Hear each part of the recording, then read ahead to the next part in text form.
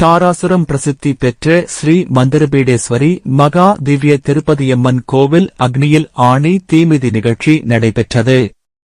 தஞ்சை மாவட்டம் கும்பகோணம் மாநகர் தாராசுரத்தில் பிரசித்தி பெற்ற ஸ்ரீ மந்திரபீடேஸ்வரி மகா திவ்ய திருப்பதியம்மன் திருக்கோயில் உள்ளது.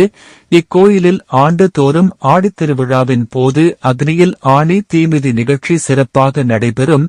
அதுபோல இவ்வாண்டு இத்திருவிழா ஆடி மாதம் 3வது வெள்ளிக்கிழமை காலை ஸ்ரீ திருப்பதி அம்மனுக்கு சகஸ்ர நாமாவளி போற்றி வழிபாடும், மாலை அம்பாளுக்கு தாய் வீட்டு சீதனம் கொண்டு வரப்பட்ட பின்னர் தொடர்ந்து அருளாற்றங்கரையில் இருந்து சக்திகரகம், சக்திவேல், மகா வீரபத்திரசூலம், முனீஸ்வரர் மகாவேல், அம்பாள் திருசூலம் மற்றும் வீரவாள்களுடன் மங்கள வாத்தியங்கள், தாரை தப்பட்டைகள் இசைக்க, அதிர் வேட்டுகள் முழங்க, வான வேடிக்கைகளுடன் ஊர்வலமாக கோயில் சன்னதிக்கு வந்து அங்கு வளர்க்கப்பட்ட அக்னிக்கு நடுவில் வைக்கப்பட்டுள்ள 2 அடி அகலமும் 15 அடி நீளத்தில் பல ஆயிரம் எண்ணிக்கையிலான கூர்மையான இரும்பு ஆணிகள் கொண்ட ஆணித்தகட்டில் இறங்கி தீமித்தனர்.